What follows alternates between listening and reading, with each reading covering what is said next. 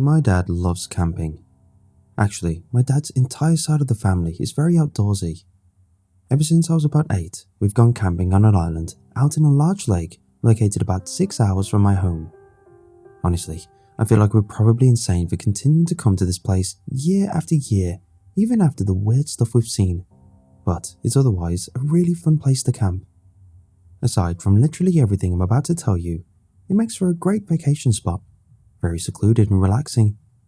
Originally, we were a small group, just me, my brother and dad, my dad's best friend and his son, and a good friend of mine, since my dad figured little 8-year-old me wouldn't want to be stuck with a group of boys all weekend. Over the years, the 5 of us have continued going, but our numbers have grown. Now, we usually end up with a group of up to 9 or 10 people, comprised of family members and other close friends. We've been camping on the island every summer since we were kids for the past 11 years. It wasn't a pre-existing tradition either. My dad just decided one day that it would be a great idea to pack up and live in the woods on an island for a week. He turned out to be right. And now we're here. By this point, we all know the place practically as well as our hometown. 2 years ago, my family actually bought a little cabin out on the island, which we use often in the summer and rent out to other visitors when we aren't occupying it. Point being, we've been visiting this island for nearly as long as I can remember. As much as I love the place, there is some weird and unexplainable stuff that goes on out there.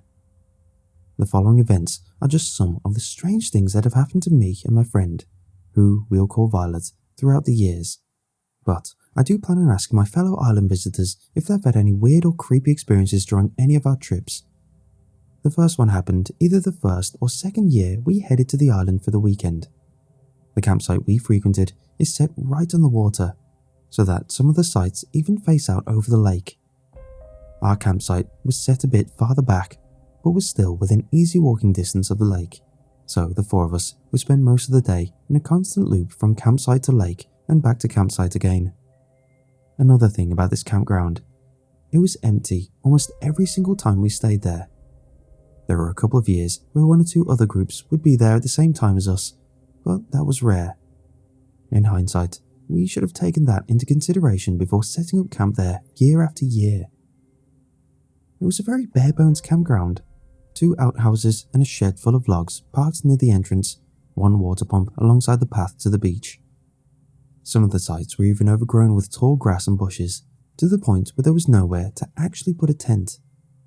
Anyway, on this particular day, it was sunny, so everyone was parked out on the beach with towels and a cooler of cold sodas. It was early afternoon, and Violet and I had been sent back to the campsite to grab the second cooler, which was packed full of snacks for lunch. What I remember vividly isn't our walk to the campsite, but the walk back to the beach. There's a dirt road that winds all throughout the campground, leading to each individual site, and which eventually wanders all the way to the beach. Violet and I were walking that path, just rounding the bend so that the bank of tall grass just before the beach was visible a little further ahead of us. We must have been talking, because I remember her suddenly motioning me to be quiet. We slowed to a stop, gradually, the kind of stop you do when you know something isn't right, but you aren't quite ready to think about it yet. We stopped in the middle of the path in broad daylight. We gave each other confused glances. My arms had started to ache, so I set down the cooler. Something about the air in that moment, our sudden silence, made the hair in the back of my neck stand up. It took a moment for the realization to set in. As I mentioned, this campground was tacked right on the edge of the island, so that the lake was audible at pretty much all hours of the day. It had been especially loud today, with a strong south wind stirring the waves into a bit of a frenzy, so much that the sound had eventually faded into the background like white noise. The sound of the waves hadn't disappeared, but it wasn't coming from the lake ahead of us. It was coming from the woods to our left. I remember the feeling of dread when the realization struck me. It was as if all the moisture was sucked from my throat as my stomach shrank in on itself. The sound itself was almost perfect. The wet slap of waves against the rocks, followed by a bubbling, frothing, hissing as the water crawled backwards before being stirred into another wave. Crash, hiss, repeat. But it was too wet. which doesn't even make sense, because it sounded like a lake, so of course it was wet. But I just remember thinking that it sounds wet. Not wet like water, but more organic. What should have been the crash of waves against rock sounded more meaty, like a bucket of water thrown over someone's bare chest, hollow and raw. The hiss was wrong too. It sounded too breathy. It sounded like breathing, like something trying to imitate the sound of the lake with heavy, swampy breaths. I think Violet and I both realised that at the same time, because when I jerked around to look at her, her eyes were as wide and panicked as I imagined mine must be. She opened her mouth, but before she could speak, something exploded out of the bushes directly to our left. It moved so quickly that neither of us got a good look at it. All I know is that whatever it was too big to be a rabbit, but too small to be a deer. But it had antlers, and it moved like nothing I'd ever seen before. If you've ever watched an old, scratched up DVD, think of how the characters move around when the DVD is skipping, but not quite frozen, kind of jerky and glitchy, jumping from place to place, but leaving a trail of pixels whenever they move their limbs. It moved like that, but without the skips that come in between. Just really distorted, twisted steps. I swear I saw that thing's insides as it wrenched its way across the path. Its mouth was shuddering open and shut like a fish. We were frozen for about 3 seconds after it disappeared into the trees on the other side of the path. After that, we just took off for the beach without saying a word. When we tried to tell my dad and Drew, my dad's best friend, what had happened, they both told us it was probably a deer. It was not a deer. Violet and I still talk about that sometimes. I think that was the first instance where it occurred to us that this may not be an entirely ordinary island. The next one happened 2 years after that, when I was around 10. As I mentioned earlier, this campground barely even qualified as a campground. I mean this in the nicest way possible, because I love the place, but it was terrifying to walk around there at night. Weird rabbit deer creatures aside, the place was pitch black after 9 o'clock, and as a kid, the thought of walking to the outhouse alone was unfathomable. One of the outhouses was located, and I'm not joking, in the middle of the damn woods with no paths actually leading to or away from it. Yeah, we'll get to that later. And the other one was parked on the edge of the circle drive that sat right in front of the beach. So, I'm 10, and I'd rather suffer the whole night long than walk to that cobwebby outhouse by myself now that it's dark. I entered my tent, and as quietly as I could, trying not to wake Violet, and padding across the campground to the fire, where my dad was still sitting drinking a beer. As far as I could tell, Drew had already retreated to his tent with his son, and my brother was passed out in the tent he shared with Dad. Dad walked me to the outhouse and waited for me outside. One thing I should note about the outhouse: opening the door and coming out, you can see directly across the dirt circle drive to the path that leads through the bank of tall grass and down onto the beach. I keep saying beach, but I mean that in the same way that someone who says outhouse means clean, pleasant restroom. The beach at this campsite was rocks, not even pebbles, just straight up 2 miles of rocks. You had to wade a good 15 to 20 feet out into the water before you would hit sand that wasn't painful to walk on. So I opened the door, and the first thing I saw was a tall figure standing at the mouth of the beach. It took a second for my eyes to get used to the darkness, but then I recognized it as Drew. I remember being confused for a moment, because I'd been sure he was sleeping. A feeling of realization dawning a second later. Drew was, and still is, a practical joker. One of his favorite pastimes during these camping trips is to see how many times he can scare us kids completely out of our skin. So I thought, oh, okay, he's gonna loop around and hide on the path and scare me on our way back.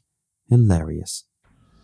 At the time, I didn't think how impractical it would have been for him to come all the way out to the beach and then loop back when he could have easily gone and hid in the bushes along the path while I was using the bathroom. Give me a break, I was 10.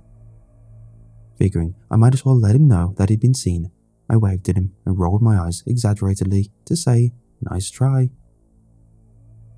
Instead of waving back, he tilted his head slowly to one side as if confused.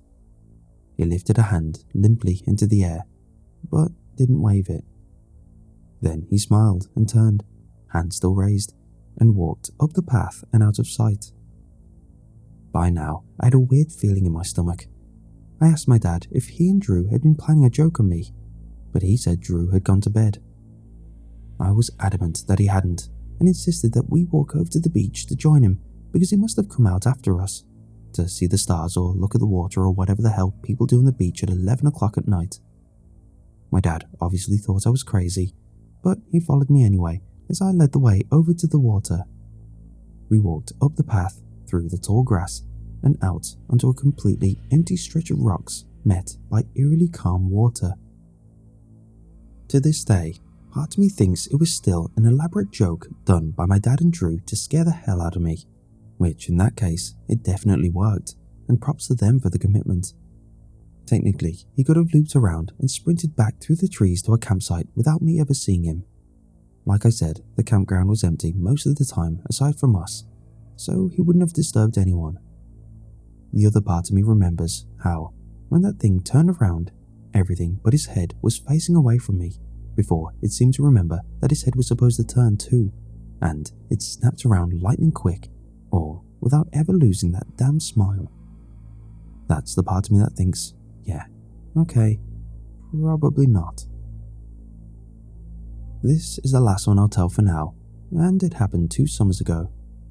We had just put the final touches in the house, bringing in dishes and whatnot, after an unfortunate incident during which we sat down for dinner and realised there was not a single plate to be found in the entire house, and we were staying there for the rest of the week before heading back home that Sunday.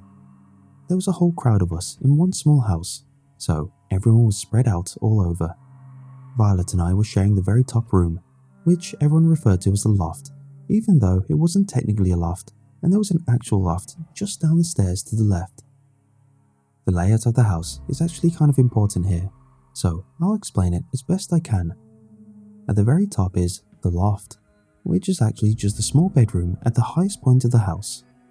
There are stairs leading down from that room to a small catwalk, which looks down on the living room / kitchen area below. The catwalk leads to the actual loft, which holds a bunk bed and a couple of closets. Turning right at the end of the catwalk will take you down another short set of stairs to the landing, where there's another bedroom and 2 bathrooms. One more set of stairs leads down to the living room and kitchen. Anyway, it was some unthinkable hour of the morning that normally I would have no trouble sleeping straight through.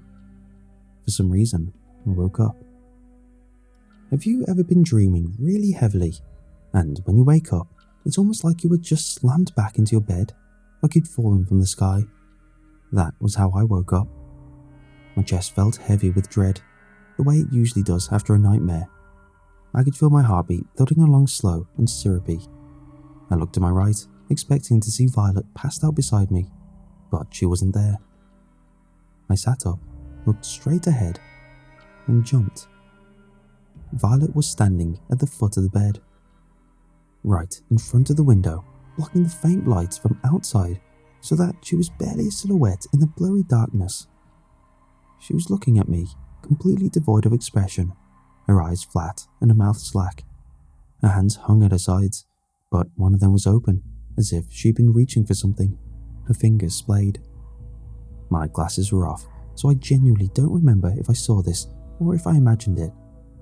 At first, I thought her hand was twitching, but as I squinted and looked closer, it was less like the hand itself was moving and more like something writhing and pulsating beneath her skin. "What are you doing?"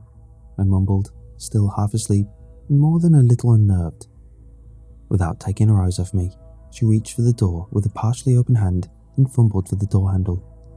Her fingers moved weirdly, as if her hand had fallen asleep in that position and she hadn't gotten the feeling back to her fingertips yet. She left the door wide open when she left. I sat there with my heart pounding as I gradually woke up, my brain already filling the gaps with logic.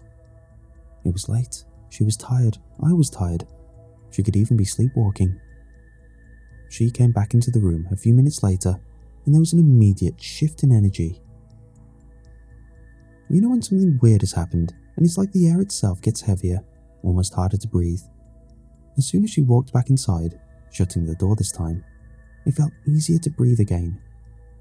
She must have sensed the change in the atmosphere, because she gave me an odd look as she climbed back into the bed.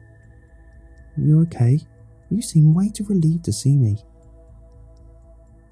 By that point, I think I already knew what was going to happen, but it still caused an awful sinking in my chest as I asked her why she'd been acting so strange when she left the room, and watched the colour slowly drain from her face.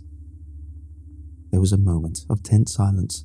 Then Violet swallowed and said, "So, that wasn't you on the landing?" Apparently, this is what happened on her end.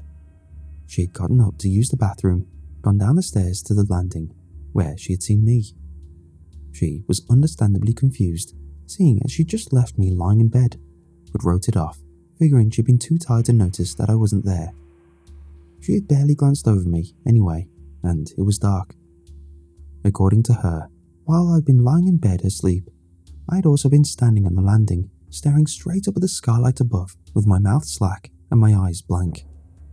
One hand opened, and, twitching weirdly at my side, Violet had said my name, and that was when whatever that thing was had turned and gone up the stairs to our room. She said it wasn't until the thing passed her that she'd gotten any sense that something was wrong. She said there was a sharp whiff of something acrid, like old meat gone bad. There had also been a low, garbled mumbling, but the thing's mouth never moved. I asked her if she'd seen anything on her way back up to the room. She hadn't. To this day, I have no idea what that thing was or where it went. These are just the stories I tend to tell people the most, around campfires or at parties, back when those were still a thing. There's a whole lot of weird stuff that goes on this island, and I know my brother and other family or friends who have come out over the years will still have some stories to tell as well. We all love the place, but we've all learned over the years that those noises in the woods are usually best left uninvestigated.